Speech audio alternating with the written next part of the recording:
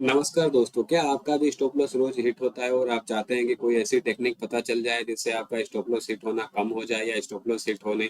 तो मैं यहाँ पे उस टेक्निक की बात करने वाला हूँ कि जिसके बेस पे आप अपना स्टॉप लॉस का जो हिटिंग रेट है, जो आपका सक्सेस रेट है, उसको बढ़ा सकते हैं और स्टॉप लॉस को कम कर सकते हैं। लेकिन यहाँ पे किसी भी ऐसे टेक्निक की बात नहीं करूंगा जिससे आपको 100% प्रॉफिट हो या 0% स्टॉप लॉस हो। ऐसा होता ही नहीं, स्टॉप लॉस हिट होगा ही होगा। ये अपने मार्केट का एक जो बोलते हैं इनएविटेबल पार्ट है कि ये तो होना ही है। किसी भी ट्रेडिंग सिस्टम के साथ माइनर से स्टॉप लॉस तो होता ही है। लेकिन हाँ, अगर आप इस वीडियो को पूरा देखते हैं तो इसमें बहुत सी चीजें मैं डिस्कस करूंगा जिससे आपका कंसेप्ट क्लियर होगा और ये पता चल जाएगा आपको कि जो आपके पहले स्टॉप लॉस 10 में से 8 हिट होते थे, वो 10 में से 2 या 3 ही रह जाएंगे। तो फ्रेंड्स, मेरा नाम है राजीव और वेलकम टू माय चैनल न्यास ट्रेडिंग। तो चलिए शुरू करते हैं इस वीडियो को और समझते हैं कि स्टॉप लॉस के रीजन क्या है और उसको हम कैसे कम कर सकते हैं। तो सबसे पहले बात करते हैं कि स्टॉप लॉस हिट क्यों होता है। तो मेनली उसके 4 रीजन जो मैं समझता हूँ वो हो सकते हैं। पहला है कि आपने एंट्री ली और उसके बाद मार्केट रिवर्सल हो गया, तो स्टॉप लॉस हिट हो सकता है।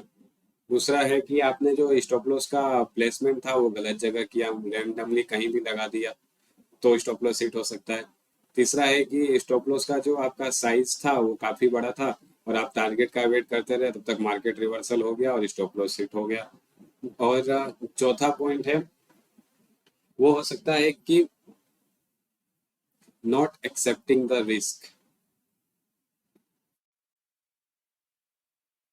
कि आपने रिस्क को एक्सेप्ट ही नहीं किया। ये बहुत ही इंपॉर्टेंट पॉइंट है, इसमें हम डिटेल में बात करेंगे और ये चारों पॉइंट का मैं चार्ट पे आपका एनालिसिस करके बताऊंगा। चार्ट पे बेस पे समझेंगे, उससे हम काफी सारे कॉन्सेप्ट क्लियर हो जाएंगे। मेरे हिसाब से ये 4 पॉइंट है जिसके बेस पे स्टॉप लॉस हिट होने के चांसेस होते हैं। इन चीजों को अगर कंसिडर किया जाए तो स्टॉप लॉस हिट होने के कम चांसेस हो जाए। और अगर आपको लगता है कि चारों के अलावा कोई पांचवा पॉइंट है जिसकी वजह से स्टॉप लॉस हिट होता है, तो आप मुझे कमेंट में बताइए। अब मैं अगर इस वीडियो का अगर मैं इसके डिटेल में बात करूं इन चारों पॉइंट का, तो पहला पॉइंट लेता हूं कि मार्केट रिवर्सल। मार्केट रिवर्सल की यहाँ बात करते हैं डिटेल में। तो मार्केट रिवर्सल क्या होता है कि मान लीजिए मार्केट बुलिश है अभी, और उसके बाद आपने एंट्री ले ली अपसाइड में, तभी ब्रॉडर मार्केट में सेलिंग चालू हो गई और मार्केट आ गया डाउन साइड। तो ये क्या होता है कि एक नेचुरल टेंडेंसी है, इसमें आप कुछ नहीं कर सकते। इसमें आपको ये करना है कि आपको रिस्क एक्सेप्ट करना है और बाहर निकल जाना है, एसएल को एक्सेप्ट करना है और बाहर निकल जाना है। इसमें आप अपनी तरफ से कुछ ऐसा नहीं कर सकते हैं कि मार्केट रिवर्सल को रोक सके, तो इसमें आपका कुछ नहीं है। तो ये एक रीजन था कि एसएल हिट होने का एक मेन रीजन होता है मार्केट रिवर्सल, कि आपने मार्केट में एंट्री ली और मार्केट रिवर्सल हो गया। जैसे मैं अगर ये एक्सिस बैंक का है, यहाँ बात करता हूँ एक्सिस बैंक लिमिटेड में। जैसे मान लीजिए कि ये ये अपसाइड में जा रहा है और आपने कहीं यहाँ पे एंट्री ली, ठीक है, और उसके बाद मार्केट रिवर्सल हो गया, क्योंकि ब्रॉडर मार्केट अगर रिवर्सल होता है और रिवर्सल हो गया नीचे आ गया, आपने यहाँ कहीं स्टॉप लॉस लगाया हुआ है और स्टॉप लॉस हिट हो जाता है, ठीक है, आप उसको एक्सेप्ट करिए और बाहर निकल जाइए। इसमें आप कुछ नहीं कर सकते। अगर ब्रॉडर मार्केट रिवर्सल हो गया तो सारे स्टॉक उसके अकॉर्डिंग रिवर्सल हो जाते हैं, तो कुछ नहीं किया जा सकता है इसमें। अब दूसरे पॉइंट की बात करते हैं कि रॉन्ग प्लेसमेंट ऑफ एसेट। अपना जो दूसरा पॉइंट है, रॉन्ग प्लेसमेंट ऑफ एसेट, यानी आपने स्टॉप लॉस रेंडमली कहीं भी लगा दिया, तो उससे क्या होगा, स्टॉप लॉस हिट होने के चांसेस बढ़ जाते हैं। अब रैंडमली का मतलब क्या हुआ, इसके लिए आपको पहले एक अपना एज बनाना पड़ेगा, ठीक। और एज बनाने के बाद हमेशा जो आपका स्टॉप लॉस लगेगा वो नियरेस्ट स्विंग लो पे लगेगा जब आप अपसाइड में एंट्री लेंगे, और नियरेस्ट स्विंग हाई पे लगेगा जब आप डाउन साइड में एंट्री लेंगे। ये हमको ध्यान रखना है बहुत अच्छे से। अप साइड में अगर मैं एंट्री ले रहा हूँ तो नियरेस्ट स्विंग लो पे होगा, और डाउन साइड में एंट्री ले रहा हूँ तो नियरेस्ट स्विंग हाई पे होगा। अब इसके लिए क्या, मैं आपको चार्ट में एग्जांपल पे समझाता हूँ कि मान लीजिए ये अभी ये वाला, यहाँ पे देखते हैं कि ये यहाँ से अप साइड में जा रहा है, ठीक है। Just a minute. ये यहाँ से ये अपसाइड में जा रहा है। मान लीजिए आपने यहाँ पे कहीं एंट्री ली, ये देखिए ऐसे स्विंग बनाते हुए ये अप डाउन, ये अप गया, ये डाउन, ये अप, ये डाउन, ये अप, ये डाउन, ये अप, ये डाउन, ये अप डाउन बनाता गया, swing high swing low, swing high swing low बनाते हुए गया। अगर मैं इसका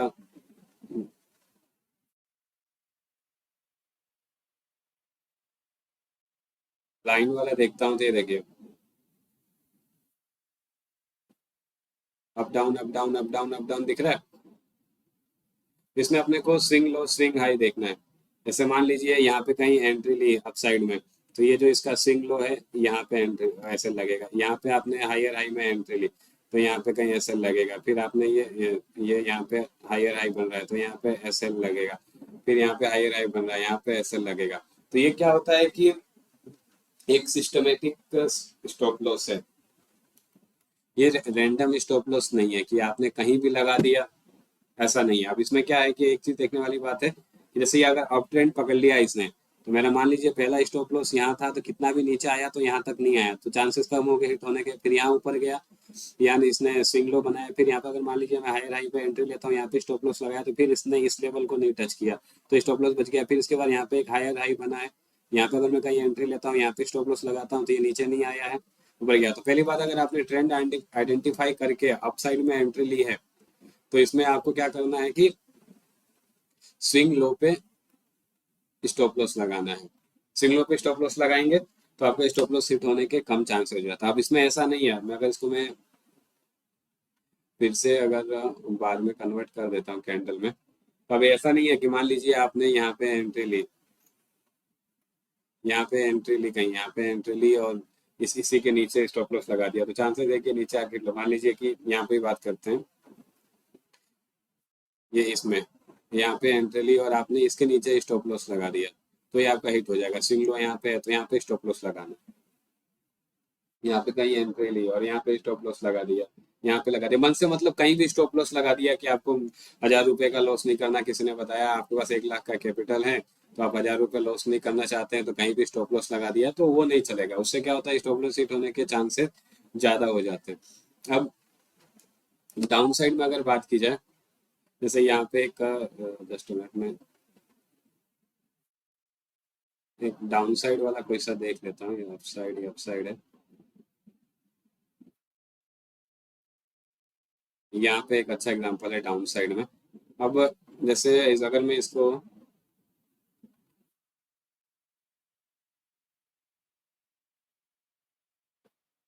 लाइन में कन्वर्ट करता हूँ तो देखिए कैसे बनते वाले swing lows, higher low, sorry lower high lower low, lower high lower low बनाते हुए नीचे आते जा रहा है। तो अब इसमें क्या होगा कि मान लीजिए आपने कहीं ये एक लोअर लो बना, इसके बाद यहाँ पे एंट्री ली, तो ये जो इसका स्विंग हाई बना है यहाँ पे आपका स्टॉप लॉस लग जाएगा। तो ये क्या होगा, परफेक्ट स्टॉप लॉस होगा, रैंडम स्टॉप लॉस नहीं होगा। ठीक है। उसके बाद ये इसने लोअर लो बनाया, यहाँ पे एंट्री ली, यहाँ पे स्टॉप लॉस लगाया, तो ये चांसेस है कि ये हिट हो जाए। हो सकता है मार्केट रिवर्सल हो, थोड़ा बहुत तो चांसेस होते हैं हिट होने के। मैंने बताया था कि आपको 10 में से 2 बार 3 बार तो होगा स्टॉप लॉस। फिर अगर आपने कहीं यहाँ पे एंट्री ली, यहाँ पे स्टॉप लॉस लगाया तो ये बच जाएगा। यहाँ पे कहीं एंट्री ली, यहाँ पे स्टॉप लॉस लगाया, फिर यहाँ पे कहीं एंट्री ली, यहाँ पे स्टॉप लॉस लगाया। तो इस तरीके से क्या है कि सिस्टमेटिक स्टॉप लॉस लगाना है, रॉन्ग प्लेसमेंट स्टॉप लॉस नहीं करना है। कि हमारा जहाँ स्टॉप लॉस होना चाहिए हमको वही स्टॉप लॉस लगाना है, ये हमको ध्यान रखना है। भले हमको वो ट्रेड नहीं मिले, छूट जाए, कोई बात नहीं, लेकिन जहाँ स्टॉप लॉस हमारा स्विंग हाई स्विंग लो पे होना चाहिए तो वही लगाना है।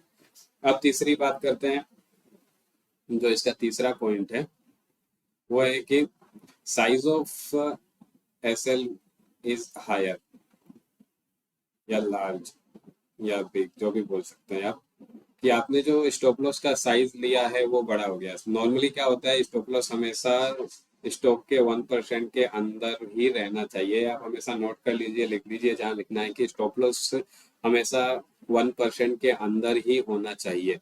उसमें क्या होता है कि मान लीजिए आपने अगर वो 2% या 3% का स्टॉप लॉस ले लिया, तो उसमें क्या होगा कि आपको एटलीस्ट 1:1 का वेट तो करना ही है, रिस्क रिवॉर्ड रेशियो। उससे पहले आप एग्जिट नहीं ले सकते हो। नॉर्मली क्या होता है कि पहले ही मार्केट अगर 2-3% मूव करके आया है या 1.5-2% मूव करके आया, उसके बाद उसके 3% या 2% मूव करने के कितने चांसेस है? बहुत कम चांसेस होते हैं। तो उसमें क्या होता है कि स्टॉप लॉस हिट हो सकता है। अगर मैं आपको बताऊं या कहीं एग्जांपल से, एक मिनट बताता हूँ मैं आपको चार्ट में।